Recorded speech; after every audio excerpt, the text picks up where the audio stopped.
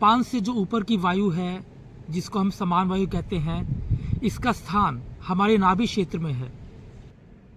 समान वायु आपके अपान और प्राण वायु के बीच में आता है, इसलिए इस प्राण की भूमिका बहुत महत्वपूर्ण हो जाती है।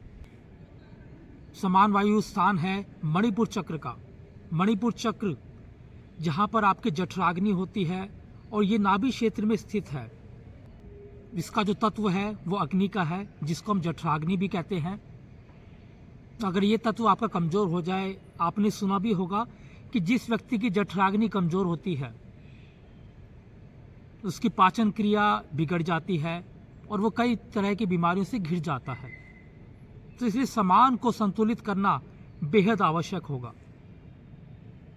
तो आज की वीडियो में हम जानेंगे कि हम समान को कैसे बैलेंस कर सकते हैं, कैसे इसको प्रकोपित होने से बचा सकते हैं। तो इस वीडियो को आखिरी तक जरूर देखें। पहले ये जानना जरूरी है कि समान वायु आपके शरीर में क्या कार्य करती है। देखिए, जो समान वायु है वो हमारे भोजन को पचाने में महत्वपूर्ण भूमिका अदा करती है। हम जो भी खाते हैं उसका रस बनता है और वो हमारी बॉडी में जाके डाइजेस्ट होता है। अब जो ये डाइजेशन का प्रोसेस है वो समान वायु के द्वारा किया जाता है। आपका खाना किस ढंग से पच रहा है, क्या वो सही पोषक तत्वों में बदल रहा है कि नहीं, ये समान के द्वारा किया जाता है। आपको जान के ये रोचक लगेगा कि हमारे भीतर जो पैनक्रियास ग्लैंड है वो भी समान वायु के क्षेत्र में आता है। पैनक्रियास ग्लैंड जिसका शुगर की बीमारी से यानी मधुमेह से गहरा संबंध है। पैनक्रियास ग्लैंड का प्रमुख कार्य है आपके भीतर इंसुलिन की मात्रा को बढ़ाना। लेकिन जब ये ग्लैंड सही ढंग से कार्य नहीं करता तो इसमें इंसुलिन बनाने की जो क्षमता है वो बिगड़ जाती है और जिससे ब्लड में ग्लूकोज का लेवल बढ़ जाता है और आप डायबिटीज़ का शिकार हो जाते हैं। इसलिए जो पैनक्रियास ग्लैंड की फंक्शनिंग है उसको एक्टिव करता है आपका समान प्राण। जहाँ तक कि इस वायु के बिगड़ने से आपको बार बार पेट खराब होने की समस्या से गुजरना होगा। आपको लूज मोशंस लग सकते हैं, यानी आप जो खाएंगे वो आपको पचेगा नहीं, वो वैसे का वैसा बाहर आ जाएगा या बिना पचे ही वो सड़ेगा भीतर और आपके भीतर कई तरह की बीमारियों को जन्म देगा। तो आप जान सकते हैं कि समान वायु कितनी महत्वपूर्ण है। अब इस समान वायु को आप कैसे संतुलित कर सकते हैं, आइए इसके बारे में भी जानते हैं। फॉरवर्ड बेंडिंग पोस्चर्स को आपको ज़्यादा से ज़्यादा करना चाहिए, जैसे कि बालक आसन, जिसमें भी आपका नाभि क्षेत्र पर विशेष प्रभाव आता है।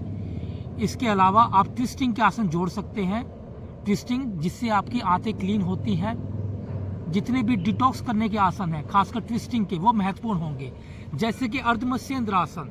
एक बार देखते हैं, जानते हैं अर्धमत्स्येंद्र आसन के बारे में। एक पैर को आप घुटने से मोड़ें, उसको दूसरे पैर के क्रॉस में रखें, अगले पैर को धीरे धीरे मोड़ें, वे अपने नितंब के पास ले जाएं।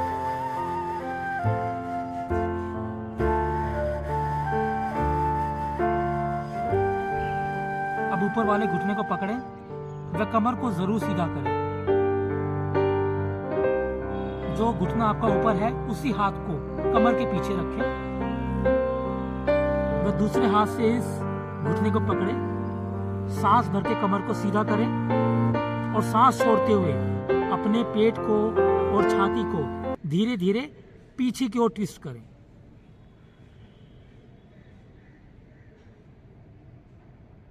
सांसों की गति को सामान्य रखें।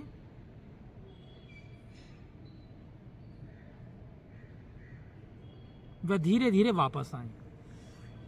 अगला आसन हम लेंगे नौक आसन, जिसको बोट पोज कहते हैं, और ये नाभि को शक्तिशाली बनाएगा। एक बार देखते हैं। दोनों पैरों को दंड आसन की अवस्था में सीधा करें, दोनों हाथ हिप्स के पीछे रखें, पैरों को मोड़ें। अब सांस लेते हुए धीरे धीरे दोनों पैरों को उठाएं, छाती को सीधा करें, कमर को सीधा करें और दोनों हाथ धीरे धीरे ऊपर करें। अब जैसे जैसे आप इस आसन में रुकेंगे आपकी नाभि पर एक विशेष खिंचाव आने लगेगा और आप पाएंगे कि आपका मणिपुर चक्र, आपकी जो समान वायु का क्षेत्र है, वो धीरे धीरे मजबूत हो रहा है।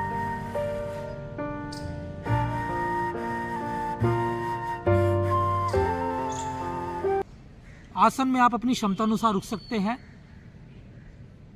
तो मैंने 2 आसनों का चुनाव किया है। पहला था ट्विस्टिंग का आसन और दूसरा हमने लिया कोर स्ट्रेंथ, जिसको बोट पोज कहते हैं। और जितनी आपकी नाभि शक्ति मजबूत होगी उतना आप खाने को तेजी से पचा सकेंगे।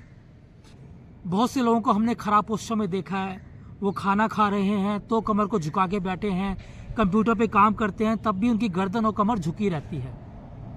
जब ऐसे आपकी कमर झुकी रहेगी तो आपका जो समान वायु का क्षेत्र है वो धीरे धीरे प्रकोपित होगा और वहाँ पर ब्लड और ऑक्सीजन का लेवल कम हो जाएगा, जिससे समान वायु प्रभावित होगी और आपको नाना प्रकार की बीमारियों का सामना करना पड़ेगा। इसके अलावा जब आपकी समान वायु बेहतर होती है तो आपका आत्मविश्वास बहुत अच्छा होता है।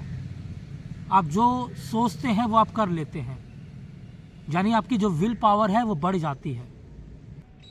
इसके विपरीत अगर समान वायु बिगड़ जाए तो आप हमेशा बुझे हुए रहेंगे, आपका कॉन्फिडेंस लेवल हमेशा गिरा होगा, आप लोगों के सम्मुख बोल नहीं पाएंगे, अपने कार्य में कॉन्फिडेंस नहीं दिखा पाएंगे।